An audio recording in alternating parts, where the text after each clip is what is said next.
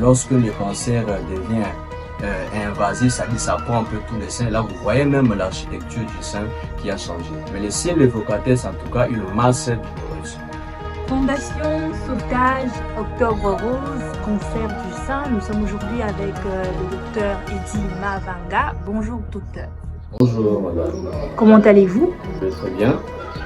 Alors docteur, pour commencer, parlez-nous brièvement du cancer du sein. Merci beaucoup pour la parole. Le cancer du sein, c'est une maladie qui attaque le sein. Donc par définition, on dirait que c'est une pathologie maligne qui attaque les cellules du sein. Et comme on dit pathologie maligne, donc c'est un cancer. Ça veut dire qu'il y a une prolifération ou un développement désordonné des cellules du sein. Donc comme c'est une pathologie qui est très dangereuse et qui peut évoluer à bas bruit parce que il se peut que vous ayez un cancer du sein sans pourtant le savoir et vous pouvez peut-être le détecter juste au moment de métastase, c'est-à-dire que le cancer atteint les tissus avoisinants. Donc il faut le détecter bien avant par un dépistage précoce. Alors docteur, quels sont les symptômes du cancer du sein? Les symptômes du cancer du sein, il faut d'abord vulgariser cela pour que chaque personne ou chaque dame puisse être au courant. Les symptômes, déjà le cancer du sein, comme j'ai dit tout à l'heure, peut évoluer à bas bruit. C'est-à-dire vous pouvez déjà avoir des cellules cancéreuses, surtout les cancers stadifiés. Au stade 0, vous pouvez ne pas savoir que vous avez déjà des cellules cancéreuses alors qu'il y en a. Alors, lorsque ça évolue déjà, oui, les signes maintenant peuvent être patents, entre autres l'architecture du sein. L'architecture du sein, ça dit que la femme doit connaître la forme de ses seins, la taille de ses seins, et dès que vous voyez un changement, une modification de la taille d'un sein par rapport à l'autre, l'augmentation du volume du sein, lorsque vous avez, vous touchez le sein, vous avez une chaleur locale, vous avez une douleur, une sensibilité diffuse, c'est-à-dire tous les seins fait mal, vous avez une partie du sein qui fait mal, vous avez le changement de la coloration de la peau de votre sein, et en médecine on dit souvent l'aspect de la peau d'orange. Vous voyez la peau d'orange, vous sentez que les seins commencent à avoir cet aspect-là, avec comme des petits nodules. Et puis quand vous palpez votre sein, vous avez la sensation d'une masse à l'intérieur.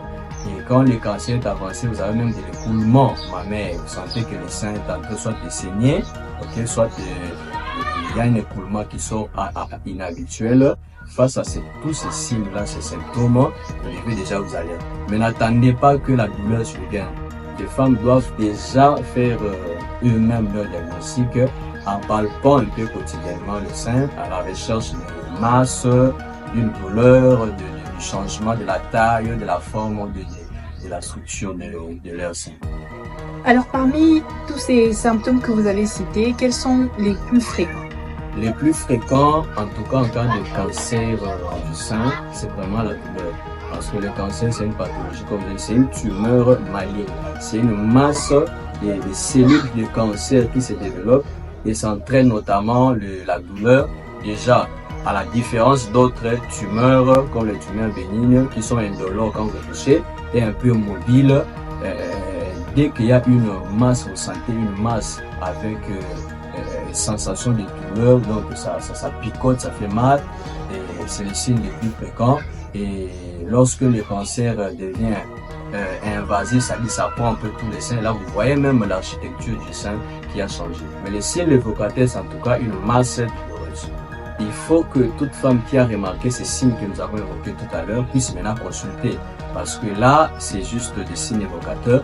Il faut venir à l'hôpital pour qu'on puisse confirmer par les cliniciens en faisant des examens plus poussés cliniquement et des examens paracliniques, notamment la mammographie. On va faire la radiographie du sein, l'échographie du sein pour essayer de confirmer, pourquoi pas une biopsie. On va essayer un peu de soutirer un peu de votre tissu pour envoyer à l'anatomopathologie pour confirmer. Docteur, une fois atteint du cancer du sein, quel est le traitement à suivre? Déjà, le cancer, c'est une maladie qui est difficile à guérir. Donc, ça veut dire que plus tôt vous consultez, plus tôt le traitement est bon. Quand le cancer est encore au premier degré, où il n'y a pas encore de métastases, là, on peut juste faire une chirurgie. On va juste faire l'exérèse. On va soutirer la masse et vous serez guéri sans problème. Mais au cas où vous venez et que c'est un peu trop tard, vous voyez que là, le traitement devient plus difficile. Il faut faire des traitements plus poussés, qu'on appelle notamment la radiothérapie, c'est-à-dire un traitement à base des rayons X qu'on va vous injecter pour tuer ces cellules cancéreuses. On peut aussi faire des traitements à base des médicaments, qu'on appelle la chimiothérapie. On va vous administrer des médicaments pour tuer ces cellules cancéreuses.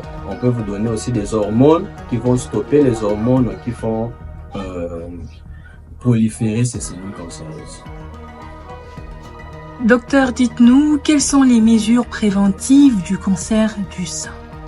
Effectivement, donc comme j'ai dit que le traitement est un peu plus difficile lorsque le cancer est déjà invasif, et donc il faut des mesures préventives. La première mesure préventive, c'est ce que j'ai dit sur le dépistage volontaire. Donc déjà, avant le dépistage volontaire, d'abord l'autosurveillance. Les femmes doivent surveiller l'évolution de leur poitrine. Ça veut dire tout le temps faire des petites palpations pour essayer de déceler une douleur ou une masse. Et dès que vous avez décelé un petit problème, déjà aller consulter un spécialiste, un professionnel de santé. Là, c'est la première mesure préventive. La deuxième mesure préventive, c'est le dépistage volontaire.